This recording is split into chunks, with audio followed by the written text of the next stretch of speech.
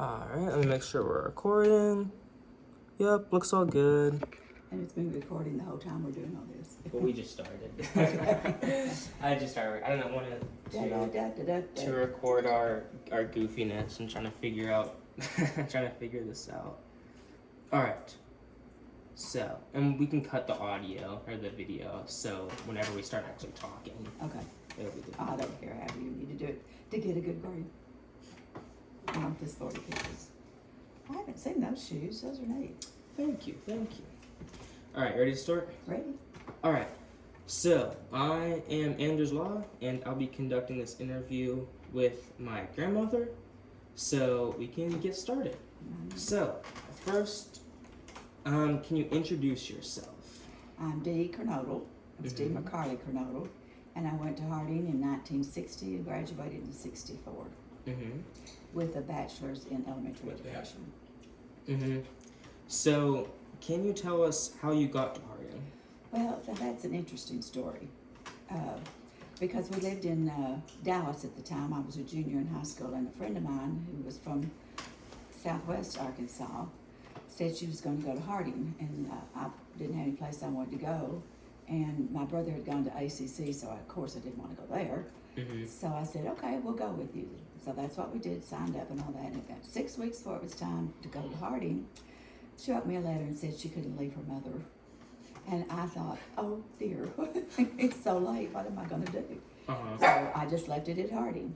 And not ever being in the state even before, I was going to go to Harding. So we lived in Del Rio, Texas. I graduated from high school there, and it's 956 miles from Searcy.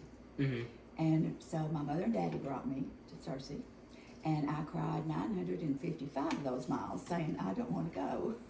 My daddy said, we did not want you to go this far from school, but we have already paid for it, and guess what? You're going to go, and you're going to stay. He didn't say I was going to like it, but it was implied that I would like it. So that's how I got here, and didn't know anybody on campus. So, and can you tell us about the path you took since graduating? Since graduating? Well, I'm married, and I taught school, first grade and kindergarten for 2 or 3 years. I started the first year that Head Start started, and I can't remember the teacher's name who was in charge of Head Start, but we had a pilot program in Searcy, and she hired me as the lead teacher, and I had no idea what I was getting into, but it was a very enlightening experience because we had to eat with these children, and I had to go to their homes. Then after that, we started having children. I did teach a year in Houston, Texas, where we lived for 7 years. And I had both the children there, and then I was the mother. We moved to Jonesboro, Arkansas, because my husband had been working for Hancock Fabrics, and we opened our own store in Jonesboro the year, which is 1973, which is the year they had a tornado here. And we came, that was in May, and we came in November, and there were 3 houses for sale in this whole town because everybody had to move. Been here, kids went to school, both my kids went to Harding, and after our oldest one graduated, our youngest one was still at Harding, I decided I wanted to be a counselor. So I went to ASU, Arkansas State University here, got a master's in rehabilitation counseling, and opened my own private practice for 20 years. All right. So, back to Harding. What did you think when you first got here, or got to Harding, and what kind of environment was it? What I thought was, when winter came, that I wrote my mother, I can still remember, pardon me, saying this is the brownest place I have ever seen in the wintertime, because I was raised in the Houston area and South Texas, and it's green 12 months of the year, and up here it was green about 4 months of the year. And so I thought it was a very depressing place. Harding, by the other side, was so fun. There were 1,200 students on campus when I came, and everybody knew everybody. That didn't mean you were close friends with everybody, but everybody knew everybody. And our teachers were really nice, real friendly. I just had a couple that I could have done without, but they probably could have done without me too. But it was just really interesting and fun, and the Lyceums and all that. I'd never been exposed to anything like that, and it was wonderful. We had Fronte and Teichner. I remember that. We had, I can't remember the guy's name, about I Led 3 Lives. He was a spy, a double spy. Yes, agent. yes. We talked about him in either in class or I read about him in the book. I can't think of his name right now, but anyway, he came and spoke. We just had fantastic speakers. We just really had a good time. So, with these speakers, do you remember, like, was it like a big thing? Was it really prominent? A big deal that all these speakers were coming in? Yes, because we lived in Searcy when you couldn't even have car dates. And so there was like zero to do. I mean, what are you going to do in Searcy? It was so little, so small. And the school was really small at the time, too. So everybody went to everything that was offered.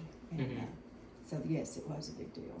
Do you remember if other schools did this kind of thing at the time, or was it more of like a Harding thing? I don't remember any schools talking to my friends who did that kind of thing. So this was really, really nice. So, these, the speeches, the, what would they call it? Programs, Lyceum programs. Yes. They were through a program George Benson had called NEP, which was the National Education Program. Were you aware of the National Education Program? I knew it because they met once a year on campus. And they didn't have the, what do they call the building now where the president's office is? The one with the fountains inside and the big beautiful staircase. The president's? Oh, you mean the Heritage? Yeah, the Heritage was not here there. In fact, I think that the last building was, Kendall was a new dorm when I was there. And then the building that was right next to it, that was the end of campus. None of this all across the street stuff was there. So the boys had to vacate a lot of rooms for these NEP people, NEP people, because there wasn't enough motel rooms. And that was very interesting too, because a lot of the guys would try to bribe the boys, and I'm sure they did bribe the boys to go get them liquor and stuff because it was a dry county. And it was kind of, there was kind of talk.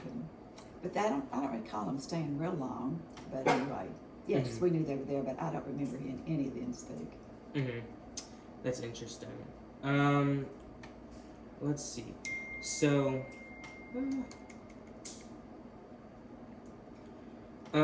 so did you have any other awareness of NEP? Like, were you aware of any, like, the videos they put out or any propaganda or, I guess it wasn't considered propaganda at the time. Right. But, any of the media they put out?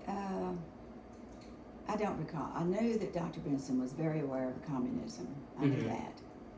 And I don't really remember why I knew that. Because I don't remember him spouting about it, talking about it.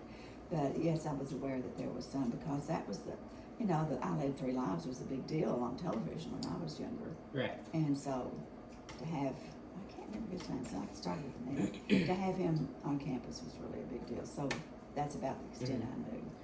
Do you feel like the speeches all kind of followed in like that, in George Benson's ideology and that kind of like anti-communism, pro-capitalism, or were they more like broad and about different topics? I don't remember him specifically talking about communism. I knew he was a great capitalist. I mean, that was really apparent. But I can't remember, I was kind of a dingbat at the time. So, you were a student. You're fine. Was a student, yep. So jumping back to Benson, we were talking about you coming to Harding. Yeah. I think you have some pretty good stories about... Sorry, it's Lady Gaga.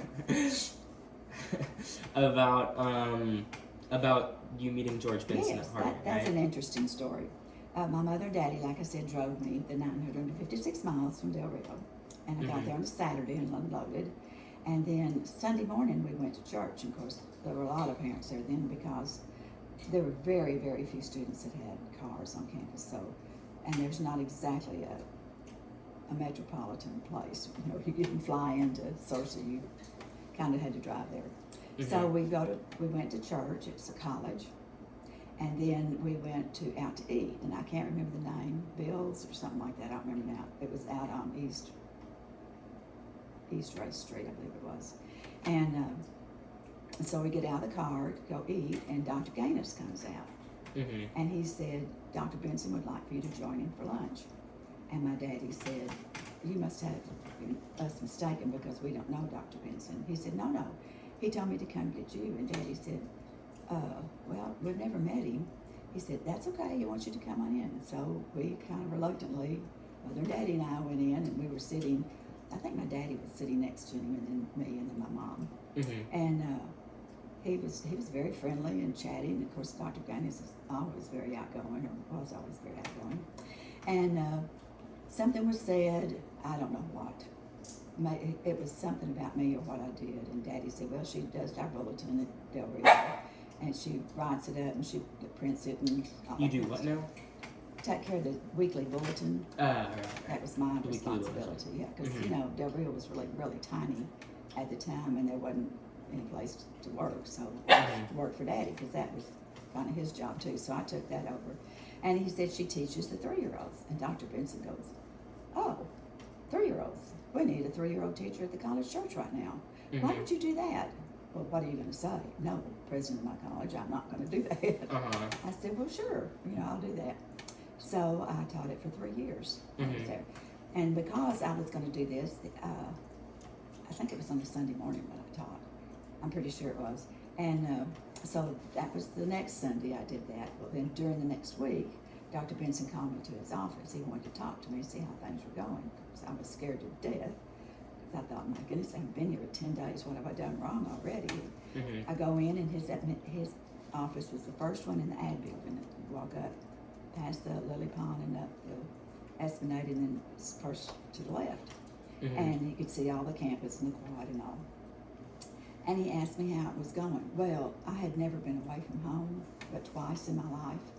For 2 weeks that I was staying with my aunt and my grandmother. So I was severely homesick. And so he got to talking to me about it, and I'm trying not to cry, and I have tears going down my face. And he said, now, let me tell you something, Dee. I have this Camp Dakota, and the kids come and stay for 2 months. And they're not allowed to have any communication with their parents for 2 weeks. Because if they make it 2 weeks, generally they'll make it all right. And I think you will too. Well, by this time it's like waterfalls going down my face. And he said, I'm going to go out and do something, just an excuse to get out of the room. And he left the room, and he waited, and I got myself kind of together, and he came back, and he said, well, I think you're doing a really good job in the 3-year-old class, and I think you're going to be just fine. You just have to stick it out to 2 weeks. And I said, yes, sir. And then I left. Well, through the year, my 4 years there, he always made it a point to speak to me if he saw me. In fact, I had just forgotten earlier that I saw him at, he had me over for, they didn't call it a tea, some kind of reception.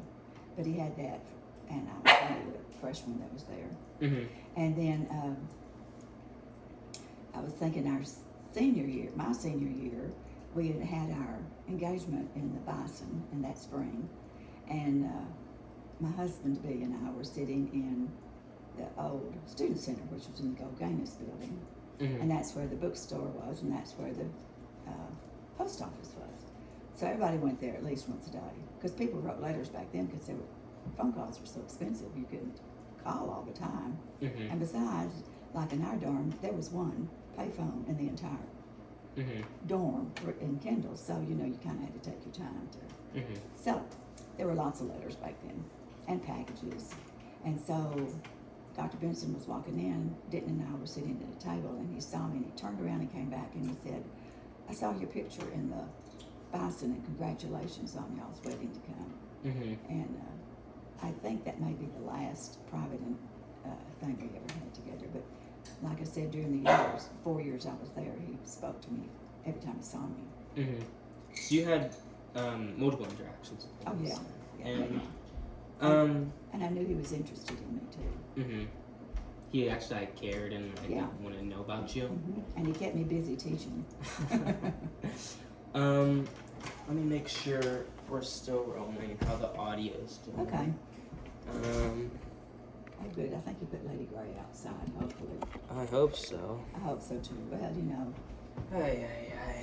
It's right.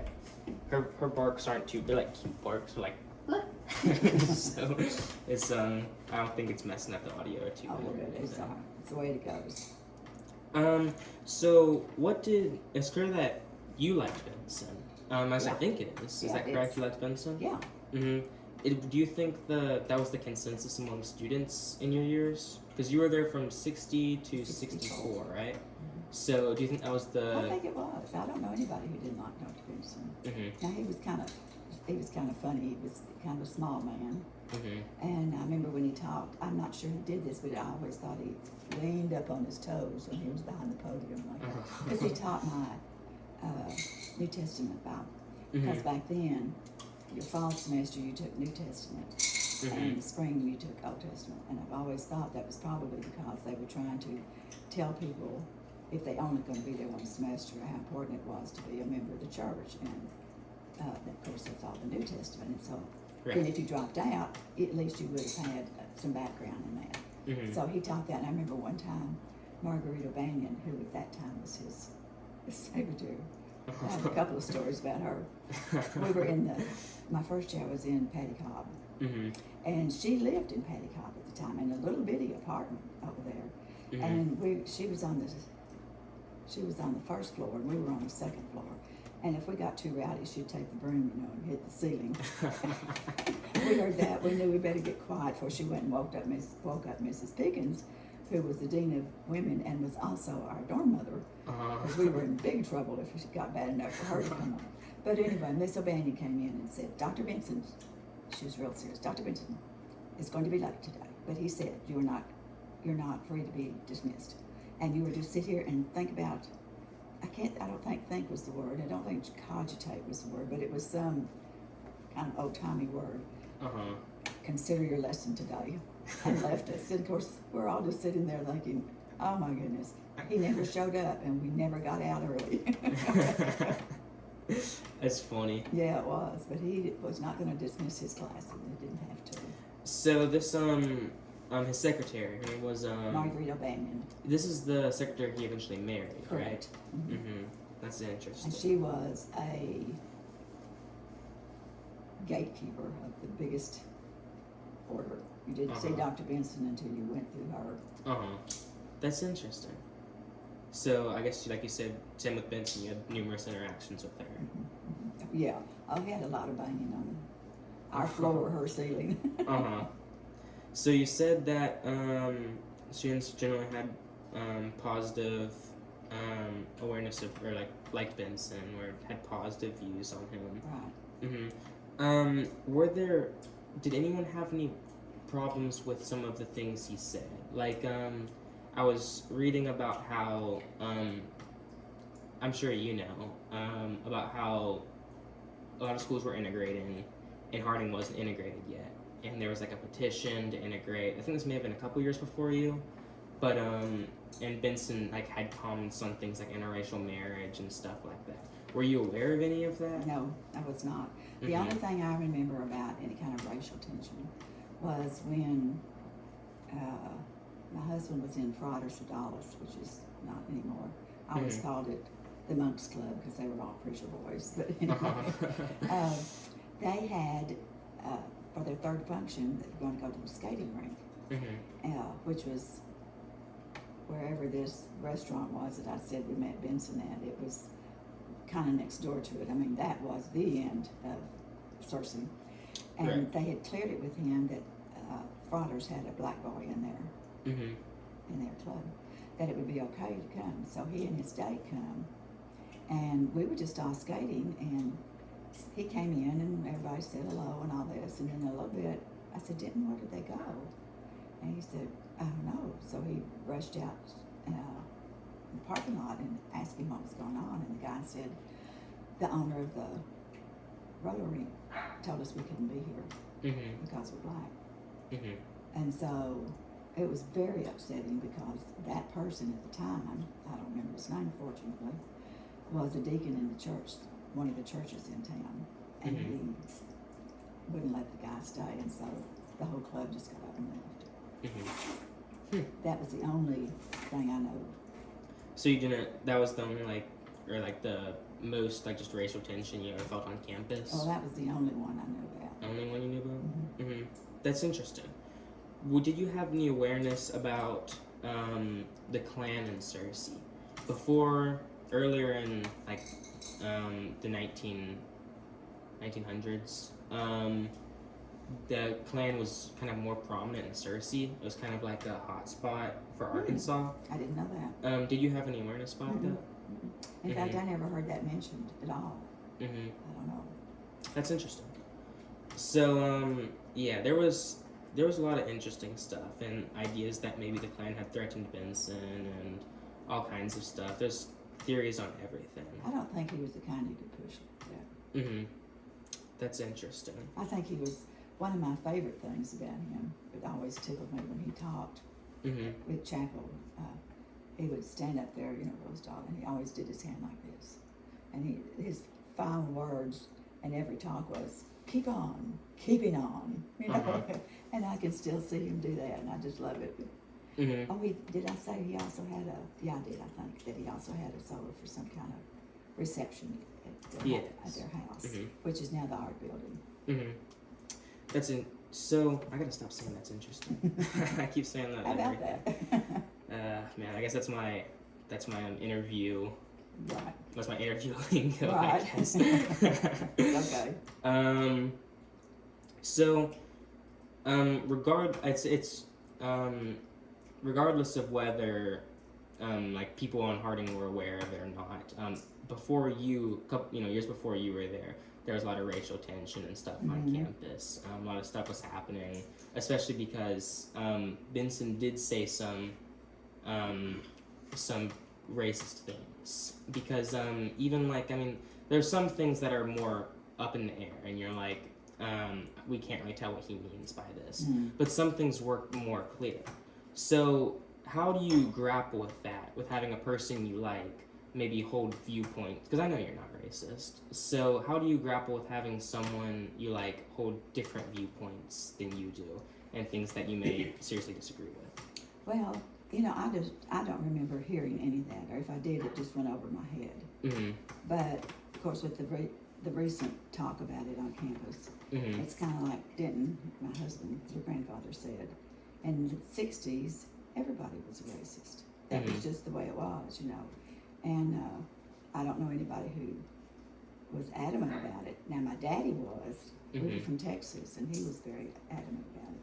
Adamant about what? About not mixing races.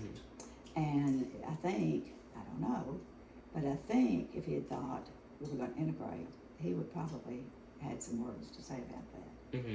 I don't know. I know he did on the local level, on his local church area.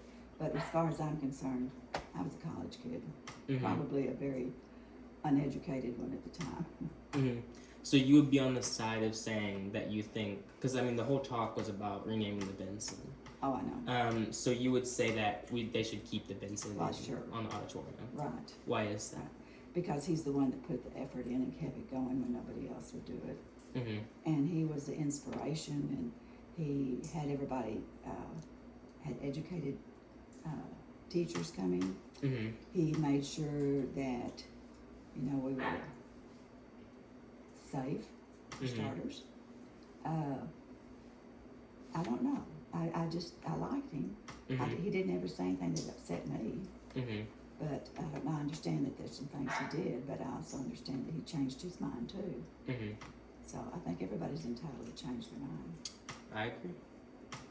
On a lighter note, our class took a trip to the Harding History Museum the other day, and I have heard that you are in it. My claim to fame. So why are you in the Harding History Museum? Well, because we had the Associated Women for Harding, and we had different clubs depending on the town you were in and this type of stuff. And then they decided they need to do it on a national level to make it cohesive. And so I was elected president of the National AWH for a year, and that's fine. This back when Dr. Carr Senior was alive, and he was my liaison with the college, and that was a lot of fun too. It's when we decided to have the irises named to sell as a money raiser. There was one for Louise Gaines. There was one for Jimmy Carr. There was one for let me think. Oh, Louise Gaines, and I can't think. It seemed like there was one for the previous president of AWH. I think we had 5, but I can't remember what the other one was. And it was a pretty good moneymaker for a while. But anyway, I spent a lot of time with that. And with Ann Dixon, who's my very good friend still to this day. Well, all right. I think that just about wraps up my questions. Well, okay, I was about to say, do you have any other closing statements or extra thoughts or anything else you want to spew out about Harding? Well, I could talk about Harding for a long time.